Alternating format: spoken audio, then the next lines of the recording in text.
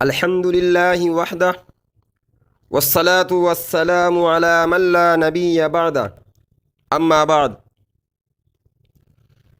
مسلمانوں کی باقاعدہ ڈیٹ اور تاریخ کا آغاز حضور صلی اللہ علیہ وسلم کی ہجرت سے ہوا۔ اس سے پہلے مسلمان سن نبوت یا حضور صلی اللہ علیہ وسلم کے آخری حج وغیرہ سے تاریخ کا حساب کیا کرتے تھے۔ باقاعدہ کوئی سن مقرر نہیں تھا۔ اہل عرب کے ہاں مختلف واقعات مشہور تھے جن کی بنیاد پر وہ لوگ تاریخ کا حساب لگاتے تھے، اس لیے باضابطہ کوئی سن مقرر کرنے کی ضرورت محسوس نہیں کی گئی۔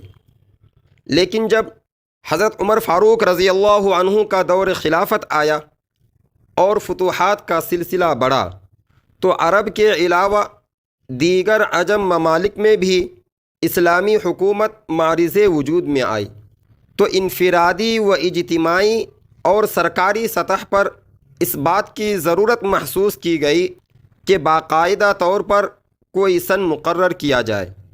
چنانچہ امیر المؤمنین حضرت عمر فاروق رضی اللہ عنہ کے دل میں یہ جذبہ موجزن ہوا کہ مسلمانوں کا اپنا ایک کیلنڈر ہونا چاہیے جس میں دن، تاریخ، مہینہ اور سال سب موجود ہو۔ چنانچہ حضرت عمر رضی اللہ عنہ نے اس خیال کو تمام صحابہ کرام رضوان اللہ تعالی علیہم اجمعین کے سامنے پیش فرمایا۔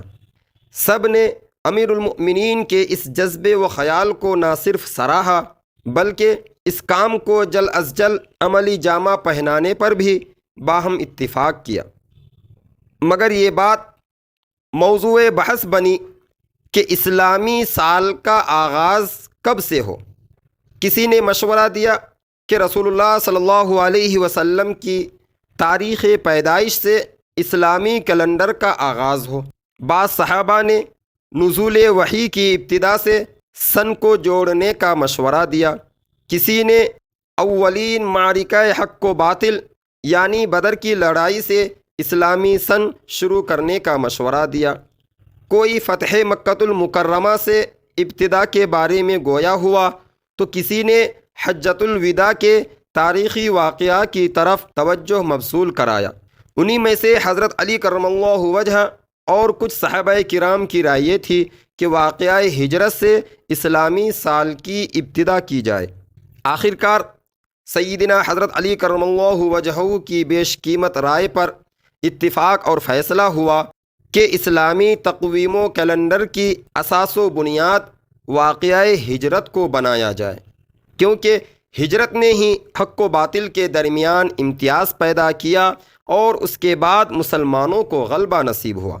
بہرحال حضرت امیر المؤمنین عمر فاروق رضی اللہ عنہ نے اس رائے کو قبول فرما کر سن اسلامی کو سن ہجری کے ساتھ مربوط و منسوب فرمایا اور ہجرت کا سال تاریخ اسلام کا پہلا سال تسلیم کیا گیا۔